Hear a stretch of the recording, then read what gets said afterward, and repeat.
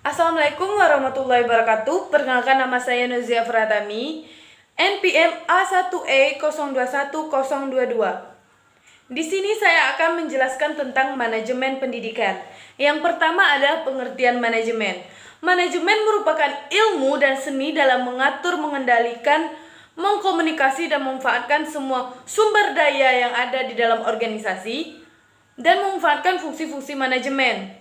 Contohnya planning, organizing, executing, controlling, agar organisasi dapat mencapai tujuan secara efektif dan efisien. Pengertian manajemen pendidikan. Manajemen pendidikan adalah suatu kegiatan atau rangkaian kegiatan yang berupa proses pengelolaan usaha kerjasama sekelompok manusia yang bergabung dalam organisasi pendidikan untuk mencapai tujuan pendidikan yang telah ditetapkan sebelumnya dengan memanfaatkan sumber daya alam yang ada dan menggunakan fungsi-fungsi manajemen agar mencapai tujuan secara efektif dan efisien. Unsur-unsur manajemen pendidikan. Yang pertama adalah man, yaitu manusia. Yang kedua material, yaitu barang. Yang ketiga mesin, yaitu mesin. Yang keempat adalah money, yaitu uang. Yang kelima adalah method, yaitu metode. Yang keenam adalah market. Tujuan dan manfaat manajemen pendidikan. Tujuan dan manfaat manajemen pendidikan adalah yang pertama, mewujudkan suasana belajar dan dalam proses pembelajaran yang aktif, inovatif, kreatif, efektif, menyenangkan. Yang kedua, terciptanya peserta didik yang aktif mengembangkan potensi dirinya untuk memiliki pengendalian diri, kepribadian, kecerdasan, akhlak mulia, serta keterampilan yang diperlukan dirinya. Yang ketiga adalah terpenuhnya satu dari 4 kompetisi tenaga pendidikan dan tenaga kependidikan. 4. Tercapainya tujuan pendidikan secara efektif dan efisien. Yang kelima, terbekalinya tenaga kependidikan dengan teori tentang proses dan tugas administrasi pendidikan. Selanjutnya adalah pembagian manajemen. Yang pertama, manajemen puncak, top manajemen. Disebut juga dengan manajemen institusional atau eksekutif atau K-eksekutif.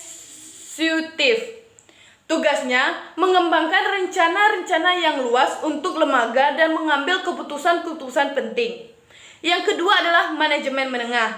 Disebut juga dengan manajemen administratif. Tugasnya bertanggung jawab untuk mengembangkan rencana-rencana operasional yang lebih luas dan menerapkan rencana yang dibuat oleh manajemen puncak. Yang ketiga adalah manajemen pelaksana. Disebut juga dengan manajemen penyedia atau supervisory manajemen. Tugasnya bertanggung jawab untuk melaksanakan rencana-rencana yang dibuat oleh para manajemen menengah.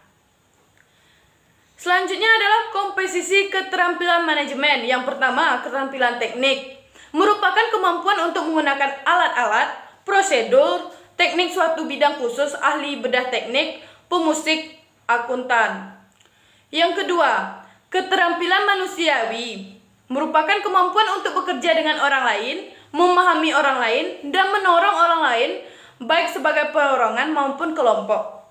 Yang ketiga adalah keterampilan konseptual. Merupakan kemampuan mental untuk mengkoordinasi dan mengadukan semua kepentingan dan kegiatan organisasi. Selanjutnya, ruang lingkup manajemen pendidikan. Pertama, manajemen kurikulum. Kurikulum merupakan seperangkat rencana dan pengaturan mengenai tujuan, isi, dan bahan pembelajaran yang digunakan sebagai pedoman penyelenggaraan kegiatan pembelajaran dalam mencapai tujuan pendidikan secara efektif dan efisien.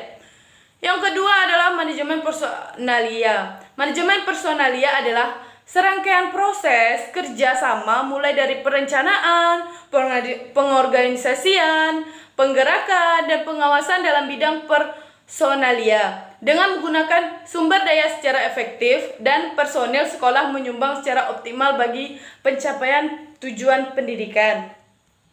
Yang ketiga adalah manajemen peserta didik.